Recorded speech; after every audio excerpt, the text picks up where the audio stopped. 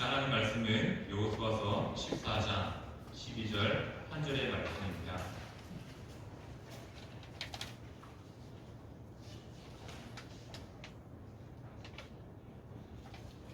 한 절의 말씀을 함께 읽어보겠습니다. 함께 읽겠습니다. 그날에 여호와께서 말씀하신 이 산지를 지금 내게 주소서. 당신도 그날에 들으셨거니와 그곳에는 아낙 사람이 있고 그 성읍들은 크고 견고할지라도 여호와께서 나와 함께 하시며 내가 여호와께서 말씀하신 대로 그들을 쫓아내리이다 하니. 아멘. 한 아이가 끙끙대면서 큰 돌을 옮기려고 합니다. 이렇게 밀어도 보고 몸으로 되게 안아도 보고 하는데 좀처럼 돌이 움직이지 않는 겁니다. 자기가 할 수 있는 모든 방법을 동원해서 이 돌을 옮기고자 했지만 결국 움직이지 않아서 포기하려고 합니다. 그때 이 아이를 주목하고 있던 아빠가 가서 막 물어봅니다. 애야, 이 돌을 왜 옮기려고 하니? 하면서 그냥 여러 가지의 말들을 물어보면서 이 아이가 하는 말이, 제가 이 돌을 옮기려고 내가 할 수 있는 모든 방법을 해봤습니다 라고 말하는 겁니다. 그러면서 그 아이의 말을 듣고 아버지가 말하죠. 아닐걸? 아직 네가 해보지 않은 한 가지의 방법이 남았을 거야. 뭐냐면 이걸 아빠한테 부탁해봤니? 라고 말합니다. 그제서야 아이가 깨닫고 아빠, 이 돌 좀 옮겨주세요 라고 말합니다. 그렇게 아이와 함께 이 돌을 원하는 장소로 옮기게 되었습니다.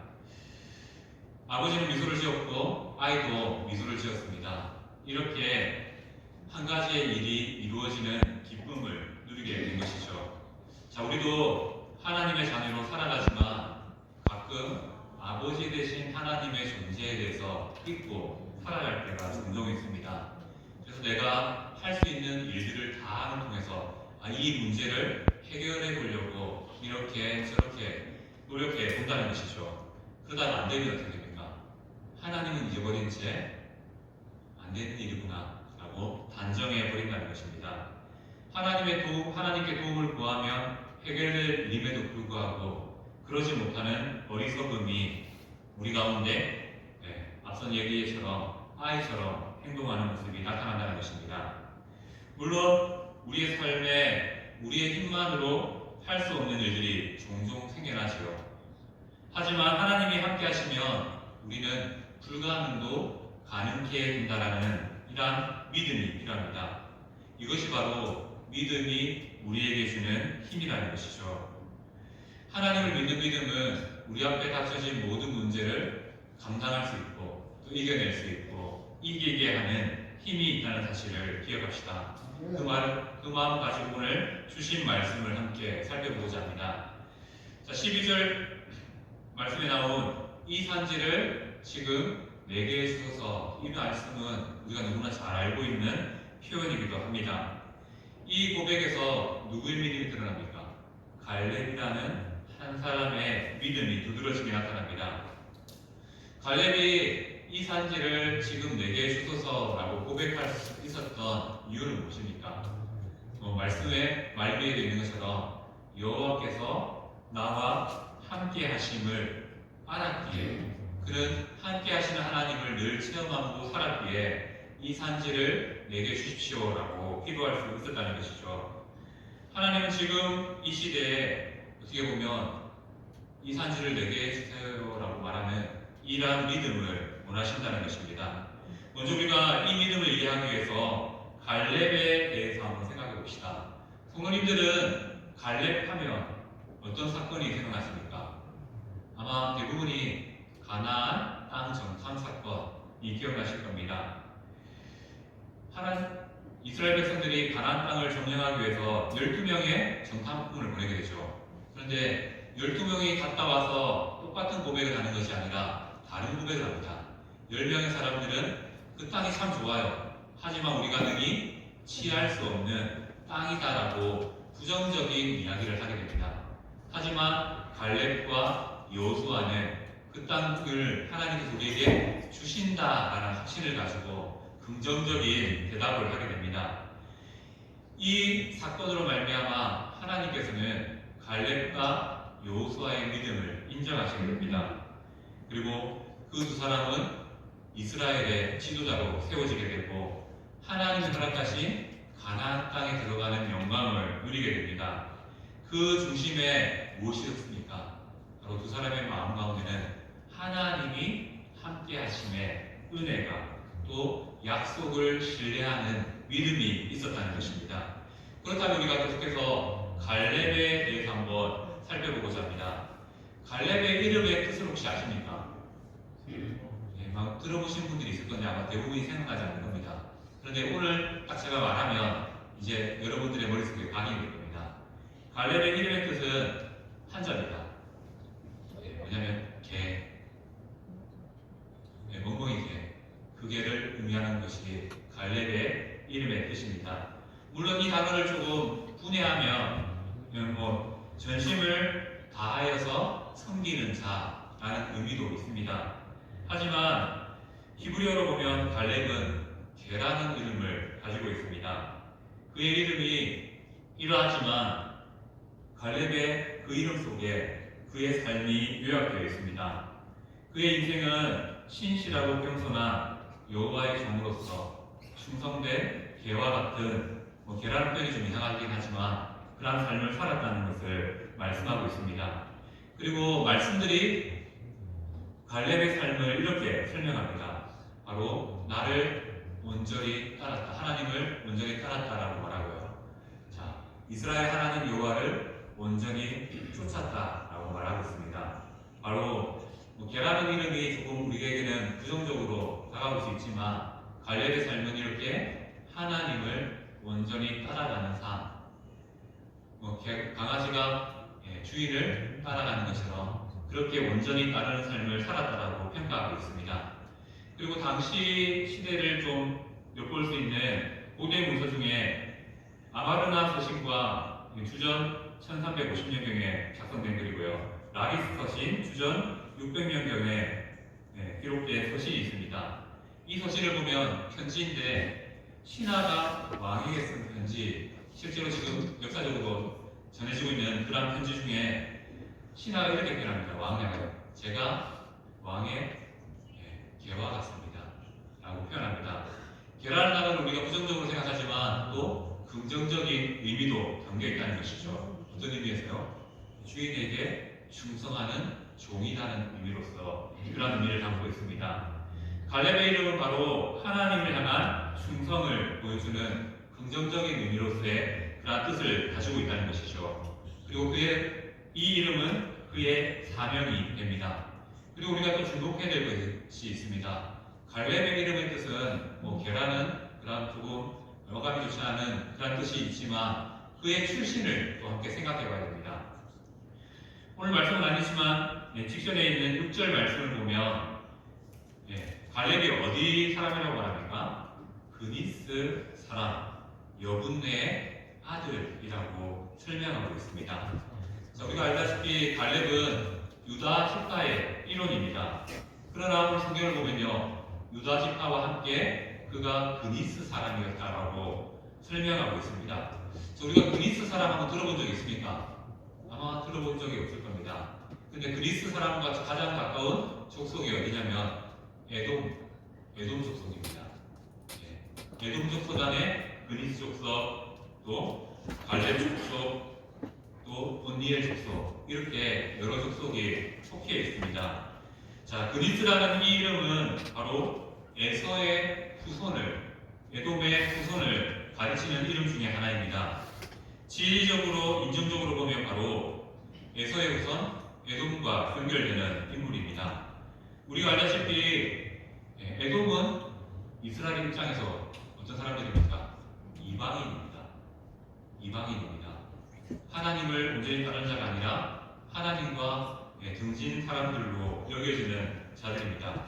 그런데 그 그리스 사람들이 지금 이스라엘의 유다 지파의 일원으로 들어와 있습니다.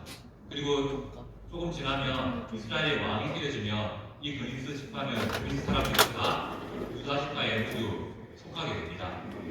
그리스 사람, 에돔 족속과 관련됐다는 것 자체가 갈렙의 출신이 이방인과 같은 취급을 받던 이전에 그러한 사람들이었다는 것을 의미합니다. 그런데 어떠한 이유인지 알 수 없지만 어느 순간 유다 지파에 들어와서 유다 지파의 일원이 되었습니다. 그리고 오늘 말씀에서 하나님이 베풀어 주시는 은혜로 말미암아 기업에 대한 분깃을 받는 그러한 은혜를 얻게 됩니다. 자, 갈렙의 출신 생각해보면 그의 이름이 게라로 지어진 이유도 어느 정도는 가늠해 볼 수 있습니다. 그의 믿음은 그리스 사람들이 유다 지파의 일원이 되는데 큰 역할을 했다는 것은 우리가 생각해 볼 수 있는 또 일이기도 합니다. 그리고 우리가 또 주목해야 될 것이 있습니다. 이때 갈렙의 나이가 몇 살이었죠? 이 산지를 내게 주소라고 고백했을 때 갈렙의 나이가 85세였다라고 말씀하고 있습니다. 이 갈렙의 나이는 우리에게 시사하는 바가 큽니다. 자, 한번 질문을 좀 주겠습니다. 성도님들, 신앙에 있어서 나이가 중요할까요? 한번 좀 생각해 볼 필요가 있습니다. 우리의 신앙의 연수에 있어서는 신앙의 나이가 얼마나 되었는가가 중요할 수 있습니다. 하지만 믿음에 있어서, 신앙생활에 있어서는 나이가 중요하지 않다는 것을 오늘 갈렙의 나이를 통해서 우리에게 알려주고 있습니다. 믿음에 있어서는 나이가 중요하지 않다는 것이죠. 그리고 갈렙은 이렇게 고백합니다. 뭐냐고 어떻게 고백합니까? 내가 여전히 강건하고 내 힘이 그때나 지금이나 같아서 싸움에나 출입에 감당할 수 있습니다. 라고 고백합니다. 그의 나이 85세지만 나는 여전히 강건하다라고 고백하면서 이 산지를 내게 주십시오 라고 고백하는 것이죠. 이 고백을 통해서 우리가 알 수 있다시피 하나님은 갈렙을 지키셨습니다. 지난 40년의 광야 생활 가운데 그가 노쇠하지 않는 그러한 삶을 살 수 있도록 은혜를 베풀어 주셨다는 것이죠. 우리는 이 말씀을 딱 읽으면 갈렙이 나이가 많았음에도 불구하고 늙지 않았구나 라고도 생각해 볼 수 있을 겁니다. 물론 하나님께서 주신 건강이 있었을 거라 짐작할 수 있습니다. 하지만 저는 이 표현을 그렇게 해석되지 않더라고요. 어떻게 해석되냐면 그가 늙지 않았다는 것이 아니라 그의 믿음은 나이가 들었음에도 결코 약해지지 않았다라는 것입니다. 왜 그렇습니까? 우리의 육신은요, 양약함을 입게 되면 어떤 일이 일어납니까? 우리의 믿음까지도 약해집니다.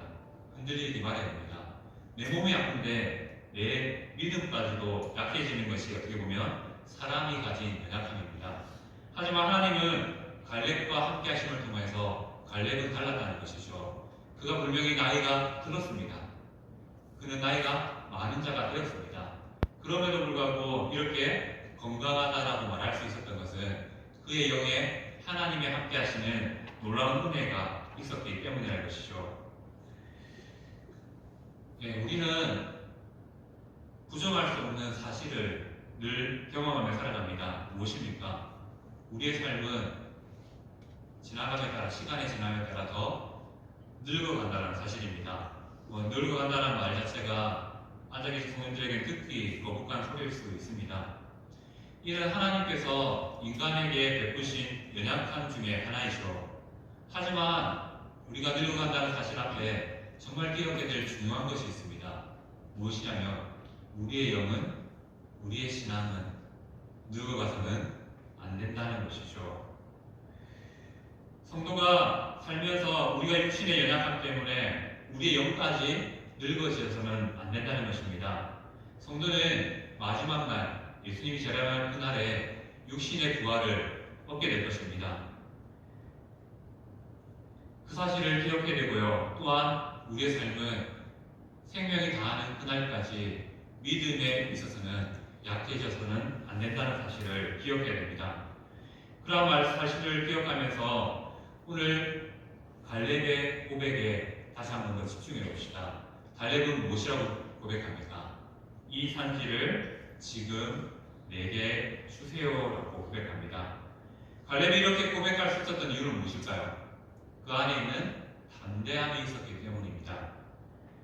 무엇입니까? 바로 지금 내게 주세요. 이 고백은 갈렙의 상황이 아니라 갈렙의 믿음과 연관되는 고백이라는 것을 알 수 있습니다. 갈렙은 나이가 85세였지만 그의 신앙은 결코 늙지 않았다는 것입니다. 왜요? 하나님의 함께하심을 체험하고 살았고요. 하나님이 주신 말씀이 그의 마음 가운데, 삶 가운데 있었기 때문입니다. 그래서 갈렙은 이렇게 고백할 수 있었다는 것이죠. 바로 갈렙의 믿음입니다. 갈렙이 이 산지를 지금 내게 주세요라고 고백할 수 있었던 그 배경은 뒤에 말씀이죠. 여호와께서 나와 함께 하시며 하나님이 나와 함께 하시며 이 산지를 얻는 것도 결코 어려운 일이 아니라는 것을 고백하고 있습니다. 바로 우리의 삶에 가장 필요한 믿음이 무엇이겠습니까? 우리가 이 땅을 향하여서 내 삶을 향하여서 이 산지를 내게 주세요라고 고백할 수 있는 그런 믿음의 근거는 어디에 있겠습니까? 바로 하나님과 함께하는 삶, 하나님이 나와 동행하는 삶에 있다는 사실을 우리는 깨닫게 됩니다. 갈렙에게는 하나님이 주신 말씀이 있었습니다. 무엇이었습니까? 내가 내 발로 걷는 땅을 하나님께서 내게 주시겠다라고 했던 그 말씀이 있었습니다. 갈렙은 가나안 땅 정탐 이후에 하나님이 주신 마음을 자신의 삶에 새겼습니다. 하나님이 주신 약속이죠. 네가 받는 땅은 내게 주겠다라고 하나님이 친히 약속하셨습니다. 그 마음, 그 말씀이 자신의 삶 가운데 있었기 때문에 갈렙은 그 말씀을 붙잡고 살 수 있었다는 것이죠. 그래서 그 오늘 말씀처럼 그는 믿음의 담대한 고백을 할 수 있었다는 것입니다. 갈렙에게는요, 눈에 보이는 상황이 중요하지 않았습니다. 그에게 정말 중요했던 것은 하나님과 우리가 함께 행하는 삶, 함께하는 삶이 정말로 중요했다는 것입니다. 그래서 그는 이 산지를 내게 주세요라고 그것만 고백한 것이 아니라 이전에 정탐 이후에 이렇게 고백하죠. 땅을 취하자 능히 이기리다 라는 고백도 함께 할 수 있었습니다. 왜 그렇습니까? 그의 삶에는 하나님의 함께하심의 은혜가 있었기 때문입니다. 하나님이 없는 이 산지를 본 것이 아니라 하나님이 없는 가나안 땅을 본 것이 아니라 하나님이 함께하시는 산지와 가나안 땅을 보았다는 것이죠. 그래서 그의 마음 가운데 담대함으로 이 산지를 내게 주십시오라고 고백할 수 있었다는 것입니다. 갈렙의 이 산지를 내게 주소서라는 이 믿음은 결국 쟁취하는 믿음으로 우리의 삶에 다가옵니다. 말씀을 가슴에 품었기 때문에 가능한 일이었고요. 갈렙은 이 믿음을 따라서 이 산지를 내게 주세요라고 고백할 수 있었습니다. 이 고백의 결과는 어떻게 됩니까? 갈렙은 그에게 주시는 생명과 기업이라는 땅이라는 분깃을 가지게 되었습니다. 이는 믿음의 원리와도 같다라고 생각되십니다. 구원은 우리가 가만히 있으면 우리의 삶에 이루어지는 일이 아닙니다. 안 그렇습니까? 나는 가만히 앉아만 있으면 구원이 우리에게 일어나게 될까요? 아닙니다. 그의 합당한 확신을 얻는 삶이 필요하다는 것입니다. 자, 갈렙이 구했던 땅, 이 산지는 어떤 땅입니까? 헤브론 땅이죠. 가장 힘이 세다고 알려진 아낙작손 거인들이 거주하는 땅이었습니다. 그리고 그곳에는 강력한 큰 성읍들이 있었다라고 말씀하고 있습니다. 그의 상황과 환경을 바라보면요, 승리를 장담할 수 없는 그런 환경입니다. 하지만 갈렙은 승리를 확신하죠. 왜? 하나님이 그의 인생과 함께 하심을 알았기 때문이라는 것입니다. 갈렙의 믿음은 바로 우리의 믿음과 어떻게 보면 달랐다는 것이죠. 이 산지를 내게 주소서, 이 고백에는 이러한 의미가 있습니다. 무엇입니까? 나는 지금부터 하나님과 함께 살아가겠습니다. 라는 고백이 담겨 있습니다. 이 산지를 지금 내게 주세요 라는 이 고백에는 어떤 뜻이 담겨 있습니까? 하나님의 함께 하심을 믿고 나아가겠습니다 라는 고백이 담겨 있다는 것이죠. 하나님께서 우리에게 원하시는 믿음은 어떤 믿음일까요? 우리는 영웅적인 믿음을 원합니다. 그래서 하나님이 주신 힘으로 칼 하나 들고 가서 정말로 아나사스 모두를 쳐 부시고 성읍들을 파괴하여서 그 성읍들을 얻게 되는 그런 영웅적인 믿음을 원합니다. 하지만 하나님께서 정말 우리에게 원하시는 믿음은 그것이 아니죠. 무엇입니까? 하나님과 함께 살고자 다짐하는 삶, 하나님과 함께 살려고 노력하는 그 믿음을 원하신다는 것입니다. 하나님과 동행하면 우리에게도 동일한 은혜가 나타난다는 것이죠. 우리의 삶에 안악사선을 얻겠습니까? 우리의 삶에 큰 성을 얻겠습니까? 중요한 것은 우리가 하나님과 함께 살아가는 삶이라는 것입니다. 결국 성도의 삶은 하나님과 동행하느냐, 그렇지 못하느냐에 따라서 결과가 달라진다는 것입니다. 하나님과 멀어진 성도의 삶에 갈렙이 고백했던 이 산지는 어떻게 보면 부담스럽고 힘든 헌신과 봉사를 요구하는 삶일 수 있습니다. 하지만 하나님과 동행하는 성도들에게 이 산지는 무엇입니까? 다시 한 번 더 하나님께서 우리와 동행하시는 자리가 됩니다.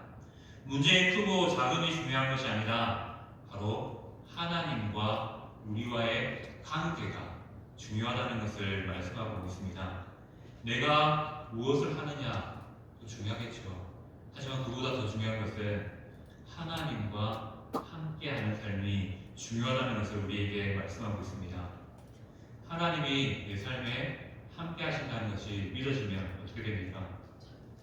내게 주신 이 산지가 바로 하나님을 예배하는 자리가 된다는 것입니다. 하나님이 없던 그 영역이 하나님이 다스리시는 영역이 된다는 것이죠. 그렇다면 우리가 한번 생각해 봅시다. 하나님께서 오늘 우리에게 원하시는 갈렙의 믿음이 담겨있는 이 산지를 내게 주소서라는 이 고백에 우리에게 원하시는 산지는 무엇일까요? 가까운 데 있습니다. 가까운 데 있습니다. 나의 직장일 수도 있고요. 나의 학교일 수도 있고요. 나의 가정일 수도 있고, 나의 인간관계, 나의 건강의 문제일 수 있습니다. 수많은 내 앞에 닥쳐진 일들과 문제들과 관계들이 바로 우리가 감당해야 될 하나님의 동행을 구해야 될 산지가 된다는 것이죠. 성도의 삶에 중요한 것은 우리에게 다가온 이 문제가 얼마나 크고 작으냐의 문제가 아닙니다. 그 속에서 하나님과 함께 하느냐 하는 것이 중요한 문제라는 것이죠. 이러한 믿음 우리에게 필요하고요. 그리고 이러한 믿음에는 또한 하나님이 주신 사명이 따릅니다. 갈렙에게 주신 사명은 무엇입니까? 이 산지를 내게 주소서에서 끝나지 않습니다. 하나님과 동행하는 삶은요, 그에 합당한 또 행함의 믿음이, 동행의 믿음이 필요하다는 것이죠. 실제로 안악사선을 몰아내야 되고요. 또 큰 성읍들을 점령해야 되는 그런 사명이 주어졌습니다. 자, 갈렙이 이후에 자신의 집사와 함께 자신이 직접 싸움에 임했는지 아닌지는 잘 모르겠습니다. 하지만 갈렙의 지도 아래 전쟁이 이루어지게 됩니다. 작은 전쟁들, 주신 그 땅에 대한 점령하는 그런 전쟁을 하게 됩니다. 그 중에 하나의 사건을 생각해 보면 갈렙이 이렇게 전쟁을 했구나 라는 걸 알 수 있습니다. 어떤 거냐면요, 갈렙이 기럇세벨이라는 성읍을 점령했습니다. 그리고 자기 집파 사람들에게 말하죠. 이 성읍을 점령하는 자에게 몇 달 악사를 아내로 주겠다라고 말합니다. 그때 유다 지파의 온니엘이 일어나서 그 성읍을 점령하게 됩니다. 그리고 그 딸 악사를 쫓게 되죠. 온니엘이 뭡니까? 조금 지나면요, 이스라엘의 첫 번째 사사로 부름받은 인물이 됩니다. 그가 이렇게 믿음으로 행함이 이때부터 나타났다는 것이죠. 그렇습니다. 우리가 갈렙처럼 나이가 많아서 내가 할 수 있는 일이 없는데, 맞아요. 그럴 수 있습니다. 하지만 하나님이 함께 하심을 믿고 나아가면요, 이렇게 지혜를 통해서 함께 사역하는 사람들을 붙여주십니다.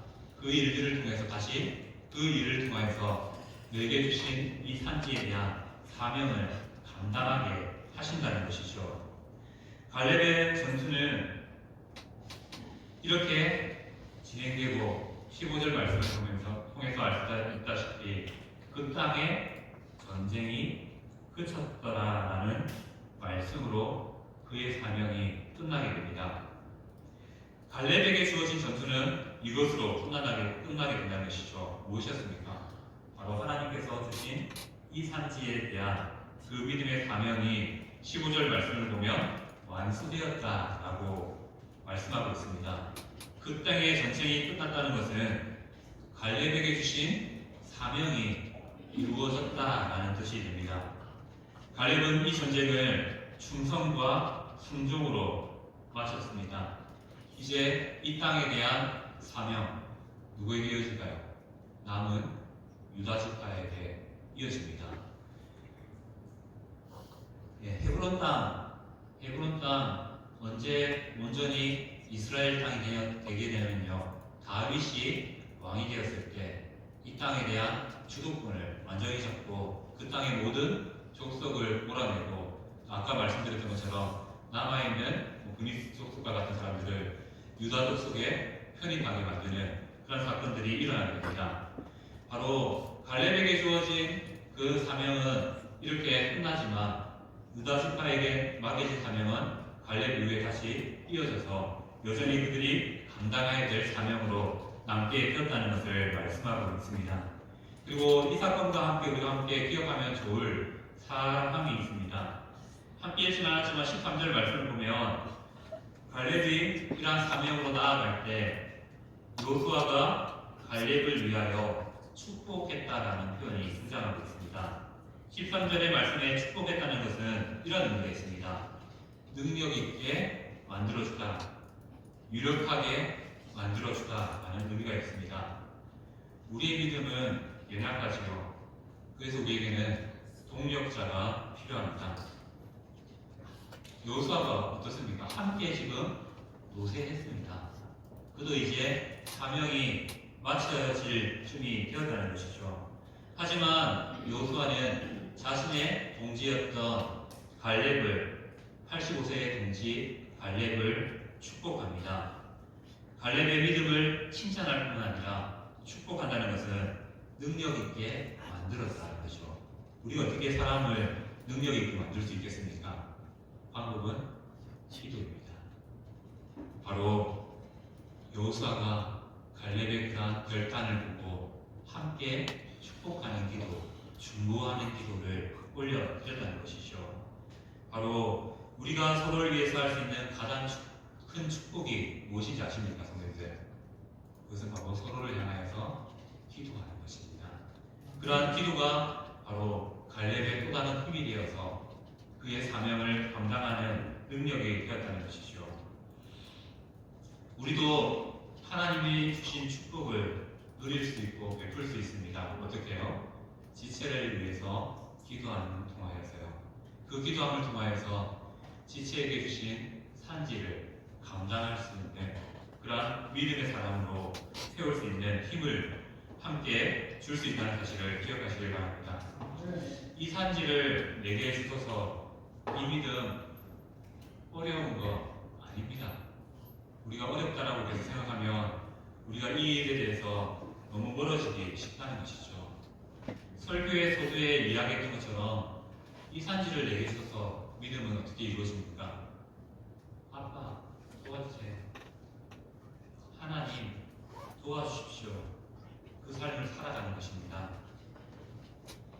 그때 우리에게 맡겨진 산지들이 하나님이 우리와 함께 하시는 역사하시는 은혜를 베푸시는 자리가 된다는 것이죠. 이 시간 우리에게 주어진 산지가 무엇이겠습니까? 바로 가정일 수 있고요. 또 직장일 수 있고 관계일 수 있고 내 앞에 산재한 문제들일 수 있습니다. 하나님께서 오늘 우리에게 원하시는 믿음은 무엇입니까? 그 문제를 바라보면서 걱정만 하지 말고 그 문제 가운데 하나님의 함께 하심을 구해라 라고 말씀합니다. 직장에 문제가 있습니까? 우리가 어떻게 풀어질까요? 출근해서 기도하는 것이 시작하는 겁니다. 가정에 문제가 있습니까? 우리가 어떻게 해야 될까요? 그 가정에서 기도함으로 가정생활을 또 하루를 시작하는 지혜를 갖는 것입니다. 우리의 산재한 문제는 어떻습니까? 그 문제 가운데 하나님이 함께 해주십시오라고 기도하는 방법을 통해서 우리가 이 산지를 내게 주세요라고 우리도 갈렙처럼 고백할 수 있다는 것이죠.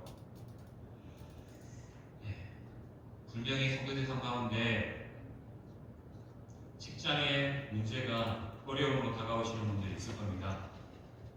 관계의 문제가 어려움으로 다가오시는 성도님들 되실 겁니다.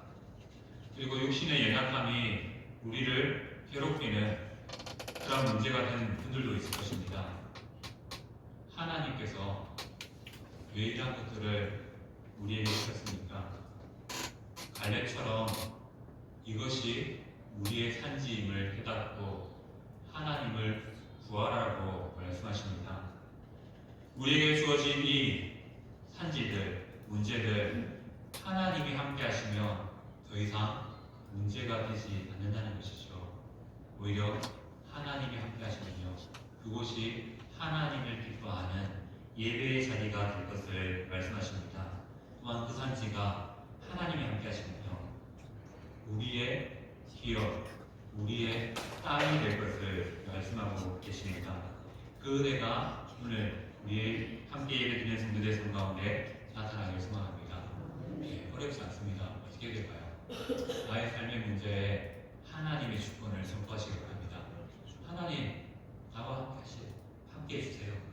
그러면 이 문제가 해결될 수 있습니다. 하나님, 힘주세요. 그러면 이 문제를 해결할 수 있습니다. 하나님이 이 문제 가운데 주인 되시고 왕이 되어 주셔서 다스려 주십시오. 그래서 우리가 하나님의 동행하심의 은혜가 우리 삶에 체험되고 끊이지 않도록 도와주세요.